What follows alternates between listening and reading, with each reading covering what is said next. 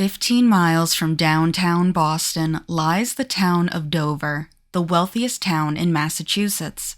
Most wealthy towns have a tendency to keep outsiders out for their own variety of reasons. But on April 21st, 1977, the town of Dover had a new kind of outsider, one that the residents weren't expecting to have to deal with, and one that has had cryptozoologists and ufologists stumped for over 45 years.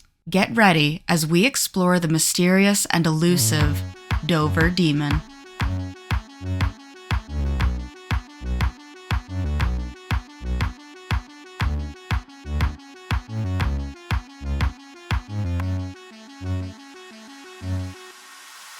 Hello everyone, and welcome to Wicked Encounters, where we explore just what goes bump in the night. I'm your host Allie, and today we're going to check out the mystifying Dover Demon. On April 21st and 22nd of 1977, a creature was sighted on 3 separate occasions in the well-to-do town. The first sighting was at 10 o'clock p.m. on April 21st, when 3 teenage boys were out for a drive, when the car's headlights illuminated something on top of a broken stone wall on Farm Street. The driver, 17-year-old William Bartlett, at first thought he was looking at a dog or perhaps a cat. But the more he inspected it, and as it turned more towards him, he realized that what he was looking at was an unearthly creature with a disproportionately large, watermelon-shaped head and glowing orange eyes like glass marbles. With long, thin arms and legs and tendril-like fingers to grasp the broken wall, it crawled along with ease. Bartlett saw it for only a few seconds before the car passed it, and when he turned around, it was gone. Bartlett's 2 friends that were in the car with him, Mike Mazzacco and Andy Brody, hadn't seen the creature and were a bit concerned when Bartlett began freaking out about it. When he returned home, Bartlett drew up what he had seen with notes on how it was hairless with rough, flesh-toned skin. When he was finished, he had sketched a rather plain-looking creature with long limbs and fingers, with a massive head, no nose, ears, or visible mouth, resulting in the now famous sketch of the Dover Demon. Written on the side, the text, "I, Bill Bartlett, swear on a stack of Bibles that I saw this creature," with his signature underneath. While his friends didn't see the thing, only 2 hours later, another teenager had an encounter. 15-year-old John Baxter was walking home on Miller High Road when he saw something approach him. Unidentifiable in the dark, Baxter had a friend whose head was apparently bigger than normal, rude, and called out to him. When he didn't get a response and the figure kept coming closer, he started to get nervous about the situation. Suddenly, when the thing was about 15 feet from him, it scurried off to the left, descending a wooden gully and up the other side where it stopped.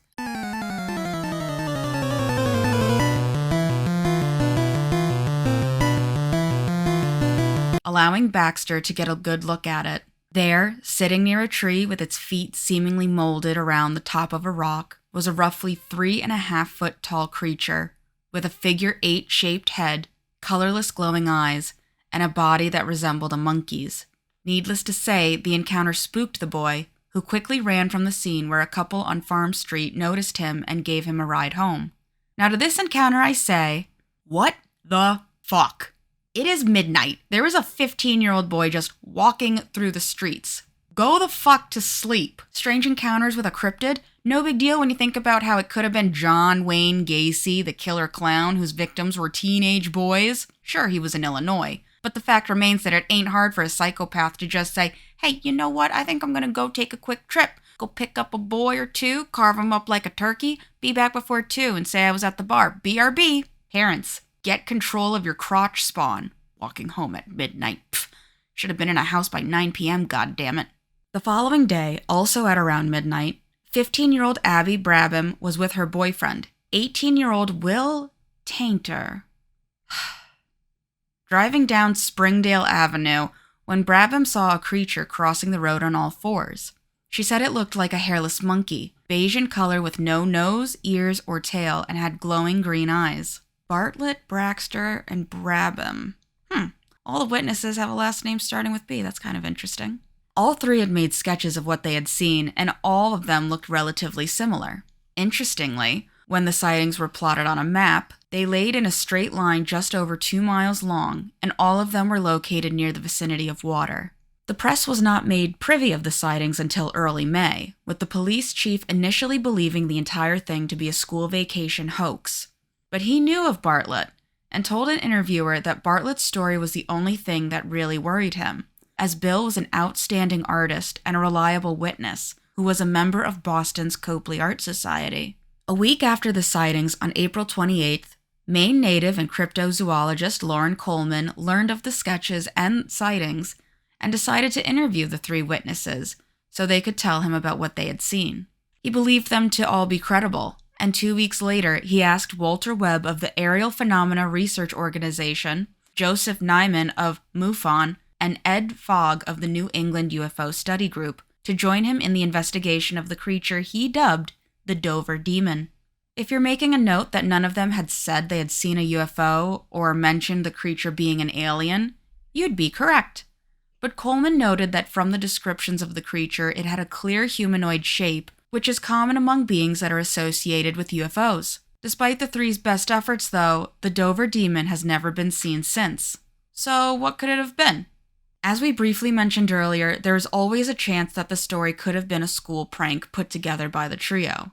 While stories are conflicting about how well the 3 knew each other, the chief of police at the time, Carl Sheridan, had said that the creature has haunted him for years, and that he knew the kids involved in each sighting, calling them good and reliable. It's usually pretty hard to get the police on your side with such incidents, as it usually calls into question their reliability in other areas of their work. Some have said that perhaps it was a foal or a moose, but I mean, the sketch looks like the most terrifying horse or moose I'd ever encounter.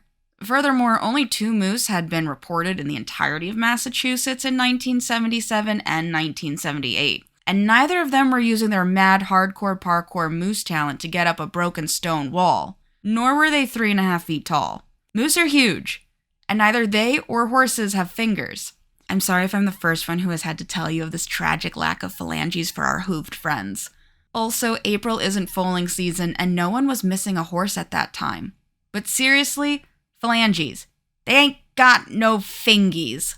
Skeptic Joe Nickel believed the creature could have been a snowy owl based on the reported size, and their plumage would have been able to reflect the yellowish headlights of cars back in the day. He believed the fingers could have been the owl partially opening its wings and splaying its feathers. The last I checked, owls don't use their wings for walking purposes, and wouldn't it be easier to fly away rather than walk up to 15-year-old Baxter? The mind can play tricks on people, especially at night, with our brains naturally pulling on patterns and similarities to things we have witnessed before in our lives. But I'm just not convinced a snowy owl or any owl species was the culprit. Same thing with the idea of it maybe being a wild animal with mange. It makes animals look grotesque, deathly, and more likely to be spotted by humans as the weakened thing hunts for food, but the Dover Demon seems to be too close to a humanoid in appearance to be given the same treatment as the chupacabra. Interestingly though, in Cree folklore, there is a race of trickster people known as the Managishi, little people, which are described incredibly similar to that of the Dover Demon, with thin, lanky arms and legs, 12 long fingers with 6 on each hand, and a massive head without a nose and large eyes. They live between the rocks in water where they make pictographs, and their favorite pastime is pulling pranks on humans when they're not capsizing canoes full of people. The Dover Demon had been seen close to water on each of its sightings. So, who knows? Maybe a Managishi had decided to have some fun with its neighbors. The town of Dover holds many other strange sightings, such as potential buried treasure and pirates, the legend of a devil on horseback, and in Dover, there is a large geological outcropping in the woods near Farm Street, where Bartlett had his sighting, that historians in the area call the Polka Stone. Coleman theorizes that they may actually be puka stones, after fairy folk of Celtic folklore. Crazy, right? It's like once one thing comes up, all of this other paranormal stuff comes up with it. There's also a chance that the 1977 sighting of the Dover Demon might not have been its first, with another sighting potentially having occurred in 1972. Granted, this could also just be someone wanting to join in on the fun. The guy who saw it, named Mark Sennott, said he heard people talking about seeing a strange thing in the woods at the Dover Sherborne High School, and then he and his friends might have seen it in the woods near the Channing Pond on Springdale Ave. He supposedly told the police about it and nothing was done. But I personally believe the 1977 sightings are much more believable than Sennett's. Despite having never been seen since its Brabham sighting, or at least not credibly, the Dover demon has become a staple in the world of cryptozoology and an iconic symbol in Massachusetts. It's very easy to find various figures, documentaries, books, and memorabilia depicting the bulbous-headed beastie, and since recent sightings are non-existent, they all remain fairly true to the original sightings that were given almost 47 years ago. Similar to the Squonk and Fresno nightcrawlers, it doesn't appear to be a malicious cryptid either, with all sightings have it fleeing from the spotter, making it an ideal local cryptid for its area, and the internet has been having fun with it ever since. But what do you think? Do you think the Dover demon might have been a Managishi, an alien, or a snowy owl? Maybe a horse? Do you think the witnesses were reliable despite their age? How about all the other strange things that apparently happened in Dover? Do you think any of them could be related somehow? Let me know in the comments.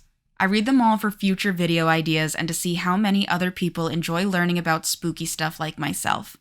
If you want to see what I release in the future, consider subscribing, liking this video, clicking the bell, and sharing it with others. Many of my videos are thanks to suggestions given to me, so feel free to let me know what you'd like to see covered next time. Finally, I'd like to give a big thank you to those who have joined my Discord and my Patreon. You guys are the best, and I'm so glad to have your support. With that, I'm Allie, this is Wicked Encounters, and I'll see you next time. Bye!